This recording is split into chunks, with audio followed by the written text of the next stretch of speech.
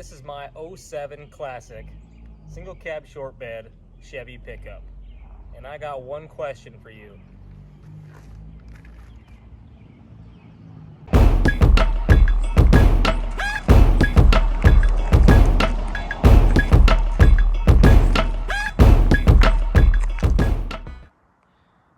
So I'm not going to go into too much detail, but I'm just going to give you the basic rundown of this thing.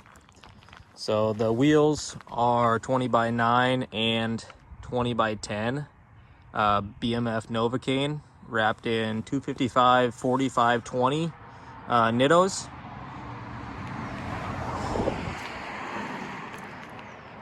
Oh, forgot about that guy.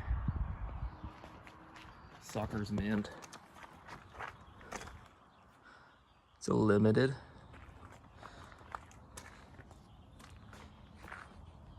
You'll definitely see that in a future video. We're gonna do some fun stuff with it.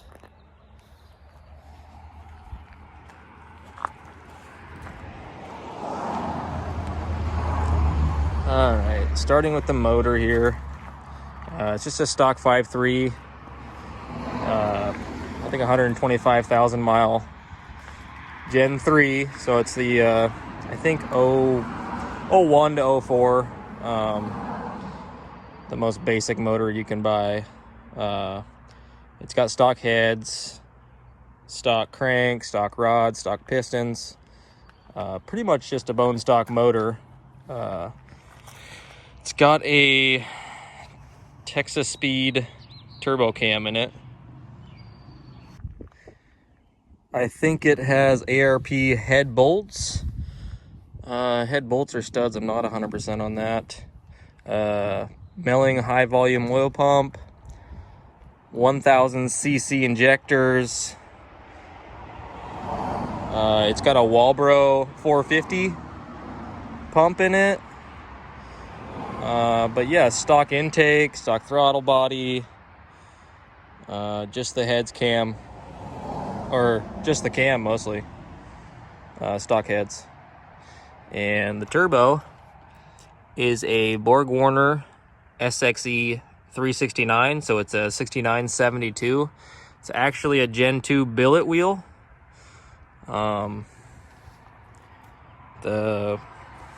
wastegate is a Precision 66, and it's pretty sweet.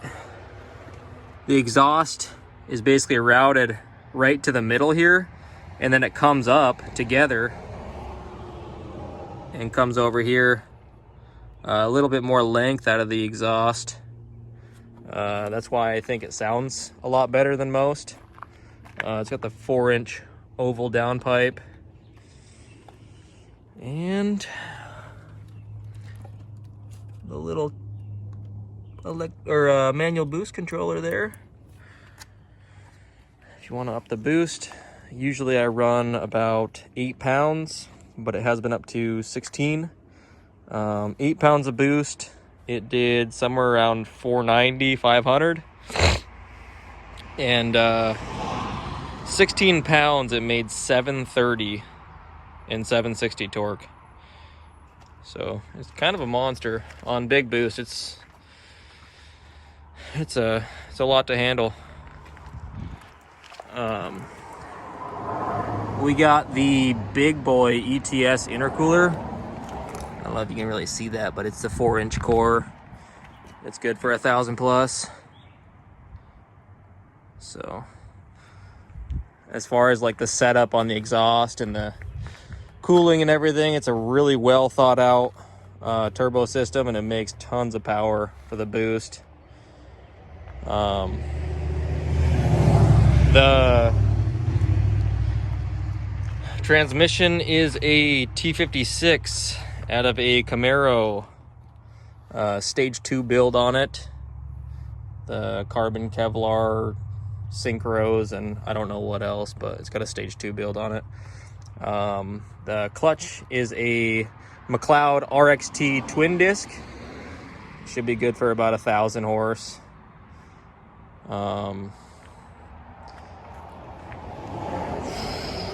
Guess we'll go to the interior.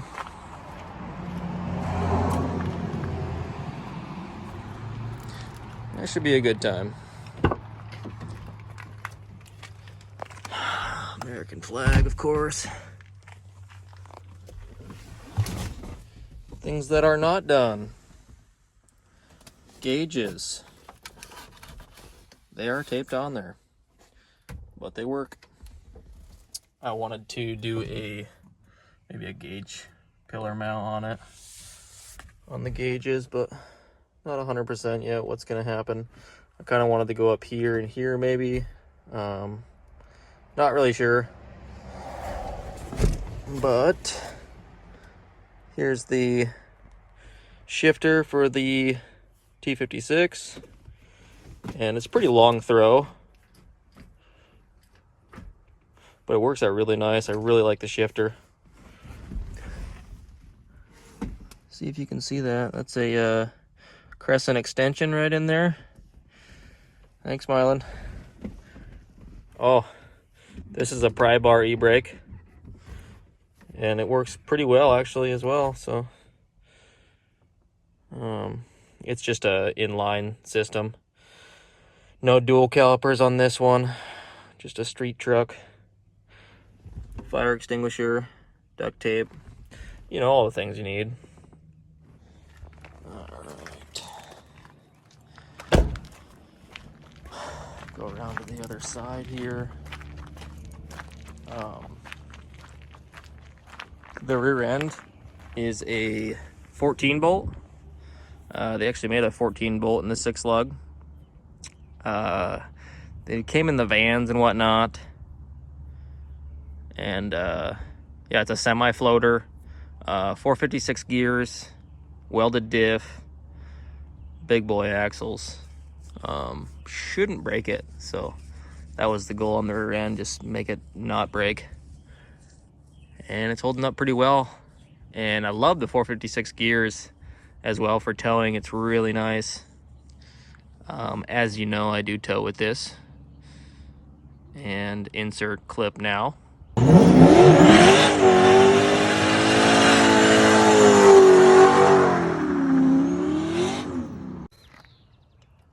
So this truck actually started out life as a V6 5-speed truck. I bought it that way, and I bought another car, a LS400 Lexus, that had all this drivetrain in the car running and driving. And basically 1 week, right when COVID hit, I bought the truck, and like the next week I bought the car, and then the week after that we did the swap, me and my brother Mylan, and we swapped it in like a week, the whole thing, running and driving and boosting and doing everything. So I think I had the motor and trans out and the new motor in running in like, it was either 1 or 2 days, but there was just a lot of little things that needed to be buttoned up after that. So overall the swap went really well. And last but not least, does the single cab drift? You've seen it drag race, you've seen it tow things like the C5, but have you seen it drift? Well, it definitely does drift. It has a lot of power, decent amount of angle, and a decent hydro, so all the big things that you really need to drift. And yeah, it's a lot of fun. It's got a little bit of body roll. I actually took the sway bar out for drag racing because weight reduction. So probably put that back in for drifting, but it wasn't on when I was drifting in Mexico. So,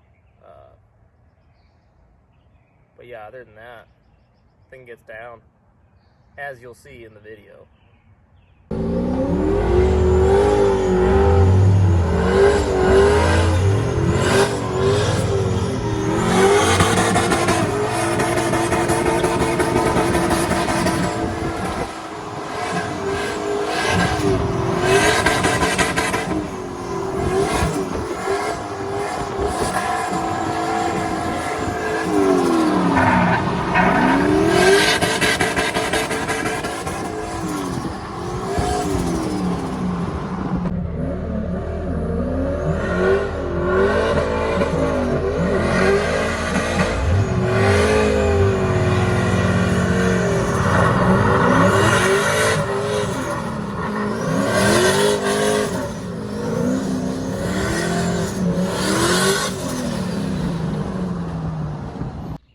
if you guys want to see more videos of the truck or the car, subscribe, like, comment, thumbs down if you gotta, you know, just do something.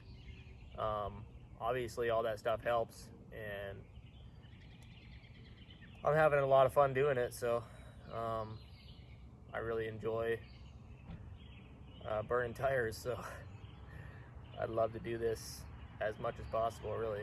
So, well, yeah, I almost forgot the angle on the truck. Basically, I just took the knuckle off of the truck and I cut the pickup point. I cut that off and I drilled the hole closer to center.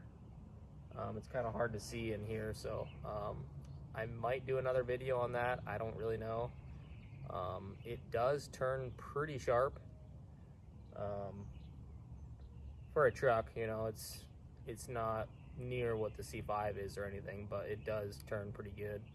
It's actually pretty funny when I hit full lock, and I wasn't able to hit full lock up on those roads drifting because I was on the very edge of the road, and if I gave it any more angle, I'd be off the road. So gonna have to do some more drifting and kind of show you guys how far it actually can go out. It's just a blast to drive, though. I love this truck. It's so much fun. Yeah, so tell me what you think I should name this thing. I was kind of thinking maybe Savage Short Wide, or I don't really know. So just hit me up in the comments section and let me know what you think I should name it.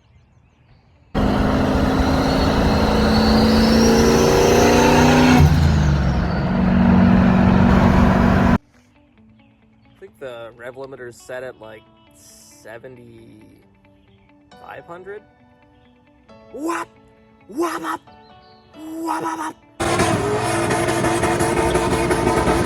Turbo. Turbo. Turbo.